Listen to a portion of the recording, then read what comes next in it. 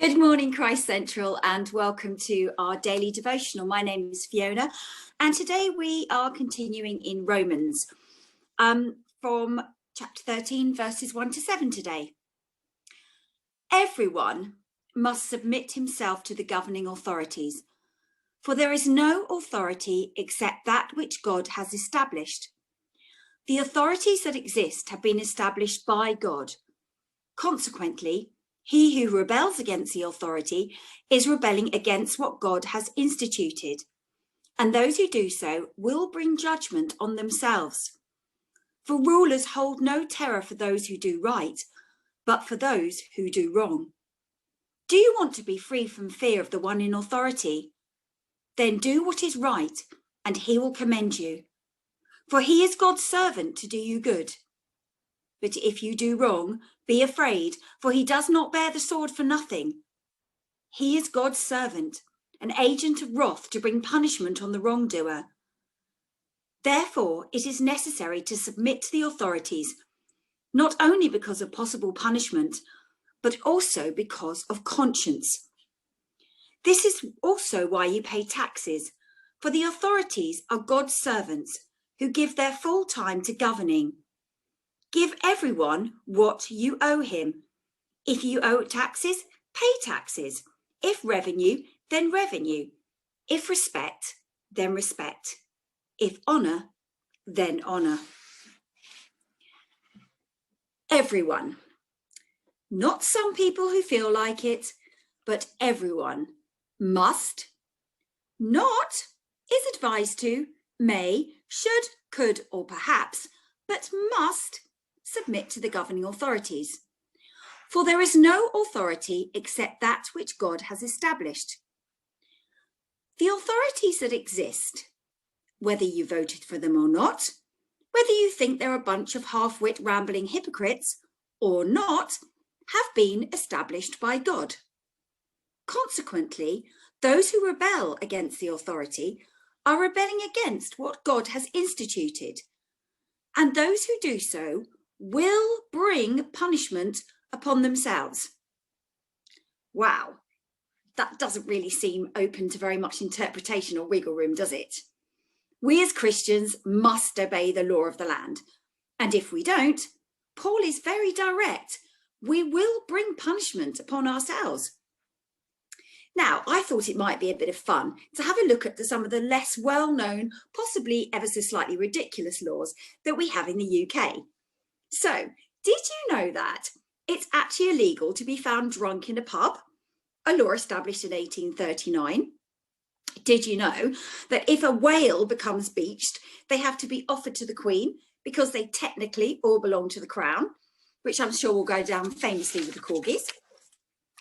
Did you know that it's actually illegal to carry a plank of wood along the pavement in Greater London? And it's an offence to handle a salmon and look at all suspicious, and that's the salmon law of 1986.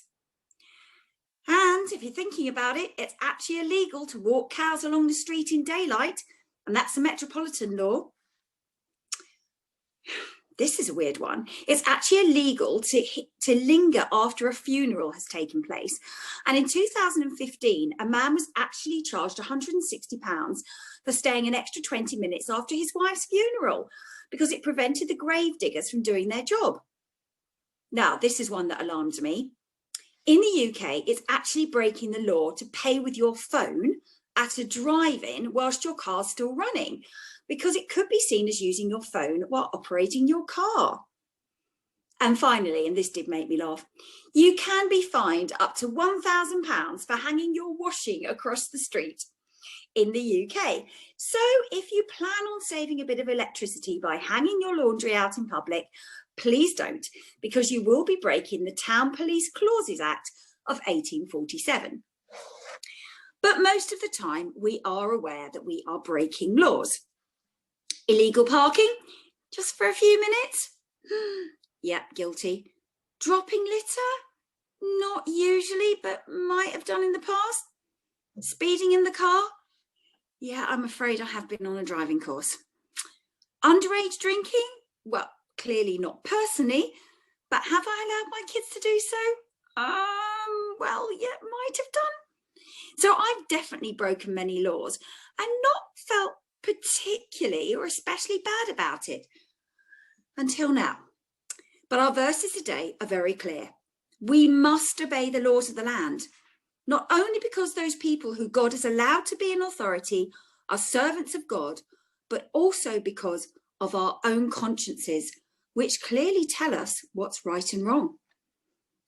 Now, recently, we've seen many laws being implemented which were inconceivable a few years ago. Not being allowed to leave our houses except for exercise for 1 hour, not being allowed to travel anywhere or take holidays. But they were implemented for good reason, and whether we liked them or not, or agreed with them or not, they were law, and we had to obey them.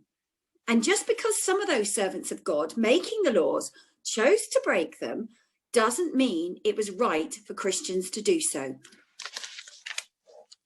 As winter approaches, we know that COVID cases will increase. So we may face the horrible position of having to quarantine. If you receive a positive PCR test, you're required to isolate.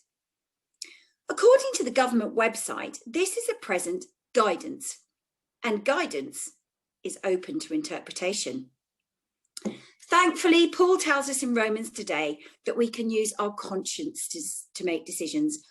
And as Christians, our conscience is prompted by the Holy Spirit, which means we can be sure we will make good and wise decisions.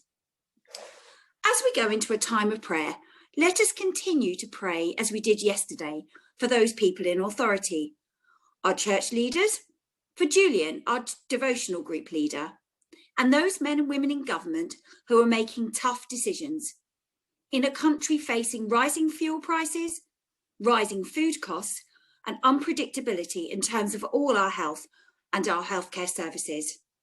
Thank you for listening and have a lovely day.